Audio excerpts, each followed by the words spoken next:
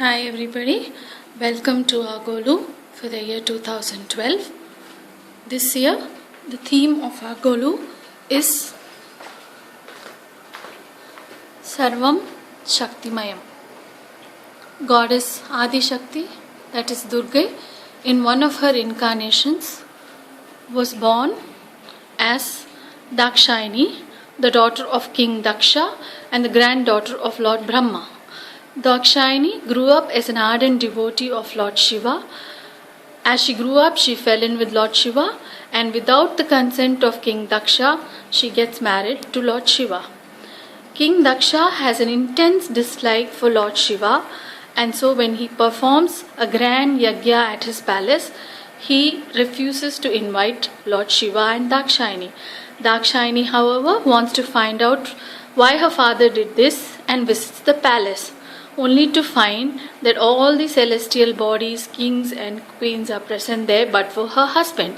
She feels extremely humiliated because of this and jumps into the fire, thus stopping the yajna from getting complete and ends her life. When Lord Shiva comes to know of Dakshayani's death, he is extremely angered. He carries her dead body over his head and does the Rudra Tandav.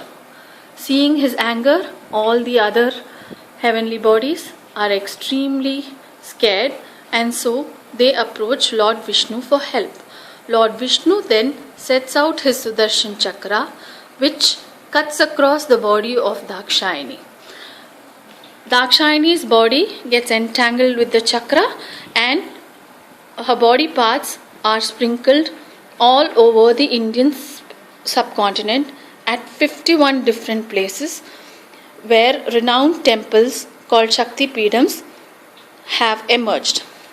Now when Shiva gets rid of Dakshayani's body off his head, his anger subsides, he goes back to meditation, and in her next incarnation, the goddess is born as Parvati and is again reunited with Shiva.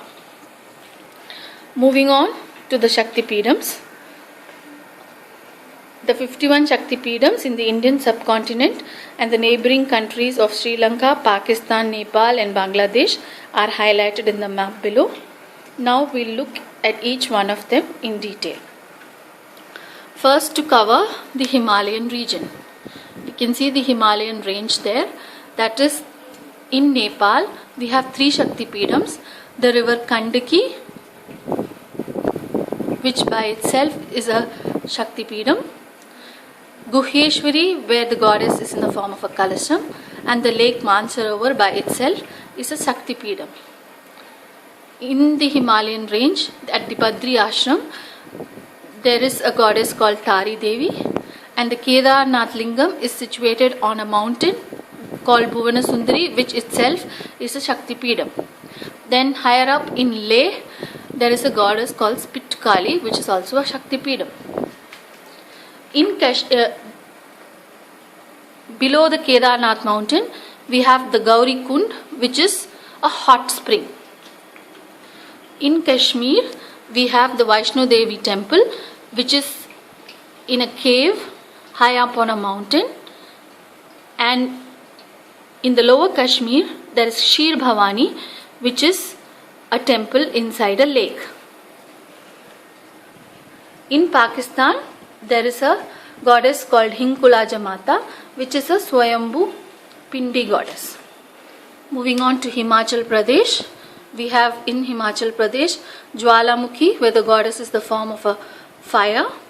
Vajreshwari, and Chinnamasta is the goddess who carries her head in her hand and has blood sprouting out of her neck, which she drinks. In Punjab, we have Naina Devi and Manasa Devi. Naina Devi is situated on top of a hill where the eyes of the goddess fell, and it is approachable only by cable car. Then in Haryana, we have Sati Savitri Bhadrakali, where the goddess's elbow fell into the well, and Padala Kali at Mathura. In Madhya Pradesh, we have Ujjain Kali. At Gujarat, we have a goddess called Ambaji. In Rajasthan, we have the Gayatri Devi at Pushkar and Arpuda Devi at Mount Abu. In Maharashtra, we have the Kolhapur Mahalakshmi and the Saptasirangi Mata. In Kerala, we have the Chotanikara Bhagavati. In Karnataka, we have the Tamara Gauri at Gokarnam, Kollur Moohambigai and Mysore Chamundi. Moving on to the other side. In Uttar Pradesh, on either side of the banks of the river Ganges, we have two hills. On top of each hill, there is a goddess called Manasa Devi and Chandi Devi. And then we have the goddess Lalita at Prayag, Mangala Gauri at Kasi, and Visalakshi again in Kasi. And then we have the goddess Vindhyachala Vasini at Mirzapur. In Bihar, we have goddess Mangala Gauri at Gaya. In Assam, we have a goddess called Kamakhya. In Calcutta, we have the Calcutta Kali.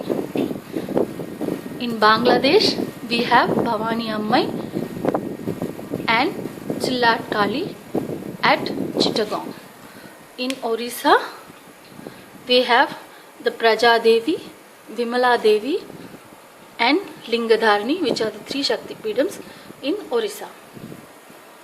In Andhra Pradesh, we have Brahmarambike at Srisalem, Puruhutika at Pittapuram, Jnanaprasunambike at Kalahasti, Padmavati Tayar at Tirchanur and Manikambal at Rajamundri. In Tamil Nadu, we have the maximum number of Shakti Pidams. Aramvalarthanangai at Sushindram, Meenakshi at Madurai, Bhagavati Amman at Kanyakumari, Kamakshi at Kanjipuram, Lalitambigai in the form of Meru at Tiriyingoil Malai, Aralakechi Amman at Ratnagiri and Akhilandeshwari at Tiruvanekaval. And then in Sri Lanka, we have Nagabhushini.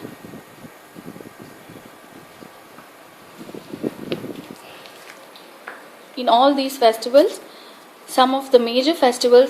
in all these temples, some of the major festivals that are celebrated are shown again in the front. This is Tangatir at Kamakshi temple, Vilakka Pujai at Meenakshi temple, the Puri Jagannath Rath Yatra, the Bengal Association Durga Puja Pandal, Krishna Leela at Mathura, Gitobadesam at Kurukshetra, and the Aishwarya Shivan at Kolhapur. Moving on to the traditional Golu.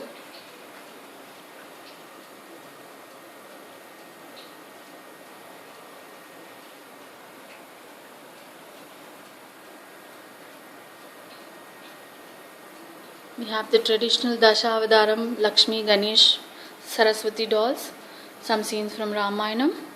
And there we have our Chettiar, who has a travels and a fleet of buses and conducts tours for all these Shakti Pidam temples.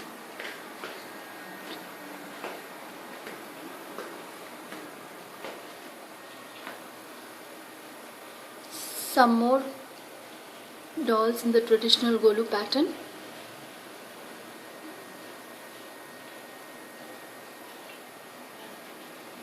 Now we have scenes from Krishna Leela.